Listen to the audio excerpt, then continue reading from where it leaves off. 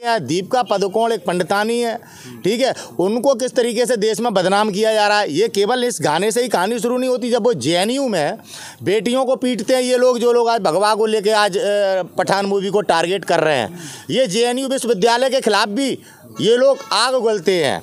JNU में जब दीपिका पादुकोण आई थी तो किस तरह से टुकड़े गैंग के साथ थी। टुकड़े गैंग नहीं है। जेएनयू वो विश्वविद्यालय जिस विश्वविद्यालय के आज भारत सरकार में मंत्री हैं 2-4 नेता। जेएनयू हमारे भारत की वो यूनिवर्सिटी है जो दुनिया में अपनी पहचान बनाए हुए। कैसे बात कर रहे हैं यार आप लोग? पढ़ने वाले थे सर, बाकी सब टुकड़े पलते हैं, टुकड़े गैंग वाले। टुकड़े गैंग के लोग ये हैं जिनके कहने पे आप कह रहे हैं भगवा का अपमान हो गया। अरे गाने से क्या हमारा भगवे का मान सम्मान स्वाभिमान है? क्या किसी के कपड़े पहनने से हमारा धर्म पहचाना जाता है? ये कपड़ों से पहचान करना भारतीय जनता पार्टी की और संघियों की आदत है। टोपी कपड़े कोई भगवा का अपमान नहीं है। यहाँ पे हमारी जो दीपिका पादुकोण जी हैं, हमारे देश में आप देखिए उनके पिताजी क्या करते थे, स्पोर्ट्समैन थे। वो स्वयं आज इतनी बड़ी एक्टर्स हैं कि जो लोग ये लोग भगवा के नाम पर उन्हें बदनाम करना चाहते हैं वो लोग आसपास नहीं भटक सकते उनके। उन्होंने अपनी उपलब्धि हासिल की है दीपिका पादुकोण ने, उनको खामखाम में टारगेट कर रहे हैं। यार आप लोग उनका साथ दे रहे हैं। शाहरुख खान इस देश का वह एक्टर है जिसने 50 एक्टरों में अपना नाम शुमार करवाया। ये इस भारत में किसी भी कलाकार को प्राप्त नहीं हुई है। मनोरंजन की चीज मनोरंजन की चीज आप मनोरंजन के हिसाब से देखिए। पाकिस्तान को चंदा देता है तो क्या हो गया? पाकिस्तान को हमने चंदा दिया था तब पाकिस्तान बसा था, शाहरुख खान ने दे दिया तो क्या बात हो गई? और ये संगी राम मंदिर के नाम पर चंदा खा गए, आज तक उसका कोई हिसाब नहीं दे रहे। इनकी भी तो बात कर लो। चंदा देना हमारी इच्छा है, हम किसी को देंगे या नहीं देंगे। आप उसमें किस तरह की बातें कर रहे हैं? प्रधानमंत्री यही है ना, यही प्रधानमंत्री हैं जो बिरयानी खाने गए थे। प्रधानमंत्री मोदी बिरयानी खाने गए तो कोई बात नहीं, शाहरुख खान ने चंदा दे दिया तो आप बड़ी बड़ी बातें कर रहे हैं। किस तरह का माहौल आप रिप्रेजेंट करना चाहते हैं भारत में? मैं आपसे पूछना चाहता हूँ। आप देखिए कानपुर देहात में बलवंत सिंह सेंगर को पुलिस वालों ने लॉकअप में बंद करके मार डाला। उसके 2 बच्चे, बीवी, उसकी माँ आज किस तरह से असहाय हो गए हैं। आपने उसकी कोई न्यूज़ नहीं चलाई। और देश में तमाम जगह पे बड़ी बड़ी घटनाएं हो रही हैं, आप उन पर कोई फोकस नहीं कर रहे। आप भगवा के अपमान करने की हिम्मत है किसी में? भगवा का अपमान कर रहे हैं आदित्यनाथ योगी, भगवा का अपमान कर रहे हैं चिन्यामन, भगवा का अपमान कर रही है साध्वी प्रज्ञा सिंह ठाकुर। भगवा के रक्षक हैं ये, ये अपने चरित्र छुपाए हुए हैं। कोई गुंडा है, कोई बलात्कारी है यार, है कोई आतंकवादी घटनाओं को अंजाम दे रहा है। क्या हमारा भगवा पहन के बम फोड़ा जाता है? यही वो लोग हैं ना कभी बुर्के पे बात करते हैं, यही वो लोग हैं बेटी की जीन्स देखते हैं।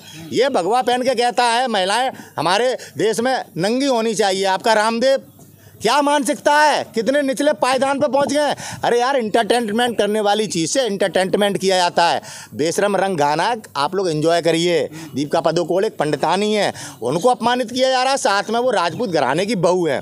ठाकुरों और पंडितों को किस तरह से टारगेट करती है आरएसएस, ये समझने की चीज़ है। ऐसे ही जब विश्वनाथ प्रताप सिंह इस देश के प्रधानमंत्री थे तो सरकार गिराने वाला संघी था और कोई नहीं था। और कश्मीरी पंडित जो निकाले गए ना कश्मीर से, सुन लो पहले 3 लाख कश्मीरी पंडित विश्वनाथ प्रताप सिंह की सरकार में जो निकाले गए, वहां से देखो किस तरह से हम राजपूतों को बदनाम किया। आज हमारे राजपूतों के पास वोट बैंक नहीं है, हमारा यूज कर रहे हैं आरएसएस के लोग। और आज देखिए कैसे हमारे ही घर को बदनाम किया जा रहा है। हमारे घर की बहू है राजपुताने की, दीपिका पादुकोण हिंदू है और उसने वस्त्र पहने उन पर राजनीति कर रहे हैं। आपके बुरके पे भी राजनीति होती है मुसलमान भाइयों, और देश की बहन बेटियों आपकी जीन्स पे भी राजनीति होती है। कब तक इस टुकड़े गैंग को आप राष्ट्रवादी कहेंगे? कब तक इन गुंडे और माफियाओं को और बलात्कारियों को भगवे में आप संत के रूप में देखेंगे? आपकी नजर में कौन है टुकड़े गैंग? हमारी नज़र में ये जो पठान मूवी का विरोध कर रहे हैं। अरे इन्होंने ये इतने कायर हैं कि इनने शाहरुख खान से ये लोग बात नहीं कर सकते, मुकाबला नहीं कर सकते उस पठान के बच्चे से, तो उनने शाहरुख खान के बेटे को जेल कटवाई है। आप देखिए कितने निचले गिरे स्तर के हैं। शाहरुख खान के सामने जब टिक नहीं सकते तो उसके परिवार पे भी हमला करते हैं। ये हमारे सनातन धर्म की सभ्यता नहीं है। हम लोग नियत्ते पे वार नहीं करते। हम आज अपनी परंपराएं नहीं बचा पा रहे हैं। आज सनातन धर्म का मान सम्मान स्वाभिमान आज हम नहीं बचा पा रहे हैं इस टुकड़े गैंग से, जो आज देश की सरकार में भगवा धारण कर आज हमारे देश को किस तरह से नीलाम कर रहा है। आप देखिए नरेंद्र गिरी महंत जी ने बाँटों में जो ये घुसपैठ हो रही है ना, इसकी जांच करने के लिए सब मठों को पत्र लिखा और उनकी हत्या हो गई। राफेल डील की जांच कर रहे थे हमारे देश के CDS, उनकी किस तरह से हत्या हो गई। बराबर राहुल गांधी ने देश को कहा कि पेगासस जासूसी कांड चल रहा है। ये पेगासस वो हथियार है जिसके कारण हमारे देश के CDS की हत्या होती है, जाँच ही नहीं करवा रहे। अगर हम अपने देश के CDS के न्याय के लिए बात करें तो हम देशद्रोही हैं। इस टुकड़े टुकड़े गैंग के कारण आज देश में न्याय का पतन हो गया है। न्यायपालिका से देश को न्याय नहीं मिल पा रहा है इस टुकड़े टुकड़े गैंग के कारण। मोदी जी के राज में न्याय मजबूत है, लोगों को न्याय मिल रहा है। मोदी जी के राज में आज न्याय तंत्र, देश का प्रशासन आज सब घुटने टेके हुए है। कोई आज स्वतंत्रता से बोल नहीं पा रहा है। ममता बनर्जी को किस तरह से पोलिंग में कैद कर लिया गया। ममता बनर्जी चुनाव जीती हुई थी शुभेंदु अधिकारी से, उन्हें जबरन हराया गया, लेकिन आज वह मुख्यमंत्री हैं बंगाल की, लेकिन सत्य नहीं बोल पा रही हैं। क्यों नहीं बोल पा रही हैं? मोदी जी अगर देशभक्त होते तो सवाल ना उठते। मोदी जी ने देश के साथ धोखा किया है।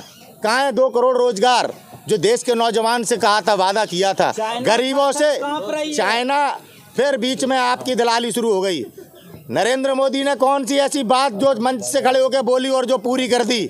जब उनका सच हम बोलने लगते हैं तो आप जैसे 2 कौड़ी के जो टीवी का माइक बात पकड़ के खड़े हो ना, अपनी दलाली शुरू कर देते हो। बताओ मोदी जी की राष्ट्रभक्ति का क्या प्रमाण है? क्या केवल शब्दों से मंच पे खड़े होकर अच्छा बोलने से राष्ट्रभक्त हो जाते हैं? हर 420 करने वाला, हर अपराधी जितना अच्छा बोल सकता है उससे अच्छा आप नहीं बोल सकते। क्या मोदी जी ने सच बोला हमारे देश से पिछले 8 वर्षों में? मुझे बता दीजिए, आप लोगों से जानना चाहता हूँ मैं, क्या सच बोला भारत के PM ने? राहुल गांधी तो कोरोना फैला रही है सर सड़कों पे। आप किसने बताया आपको? ये जानकारी कहाँ से प्राप्त हुई? सर कोरोना आ गया है देश में, वो भारत जोड़ो यात्रा कर रहे हैं कोरोना में, फैला रहे हैं। जब भारत जोड़ो यात्रा शुरू हुई तब ये लोग बड़ा मजाक उड़ा रहे थे। ये वो लोग हैं जो राहुल गांधी जी को कहते थे सोने की चम्मच में खाना खाते हैं, ये नहीं चल पाएंगे। राहुल गांधी जी को पता नहीं है पेट्रोल कहाँ डलता है, डीजल कहाँ पड़ता है। किस तरह से राहुल गांधी जी को देश में उनकी छवि को खराब करने के लिए कितने हजारों करोड़ रुपए फूंक दिए इनने। जब राहुल गांधी जी ने वास्तविकता सामने लाई, 3000 किलोमीटर वो पैदल चल के आए हैं, और जब किसी भी तरीके से राहुल गांधी जी को आज रोक नहीं पा रहे हैं तो अब कोरोना आ गया। राहुल गांधी जी ने सदैव पूरी विपक्ष की भूमिका निभाते हुए, सुन लो, आप सबके लिए आवाज़ उठाइए।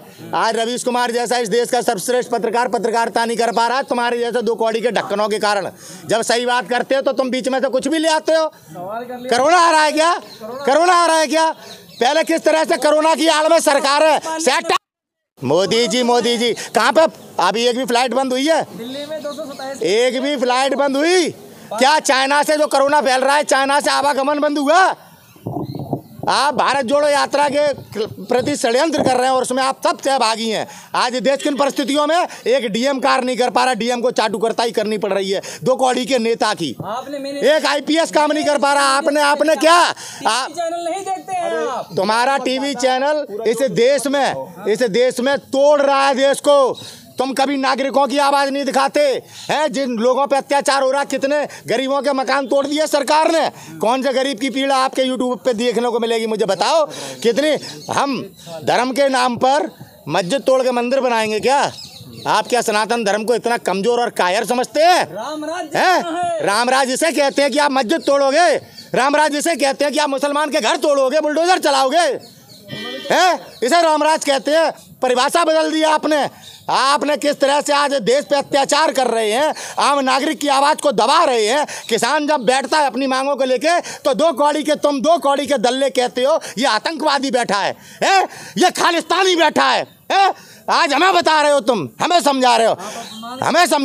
किसका अपमान कर रहे हैं? चौथे स्तंभ का अपमान है। चौथा स्तंभ आज देश में दलाली कर रहा है। दलाली आपकी आवाज़ है, हमारी आवाज़ नहीं है। ऐसी आवाज़ होने से बढ़िया ना जीभ कट जाए। कौन दलाली कर रहा है सर? आप, भारत का मीडिया, आप जैसे लोग। अंजना ओम कश्यप दलाली कर रही है, रूपका लियाकत, अमीश देवगन, राजेश शर्मा,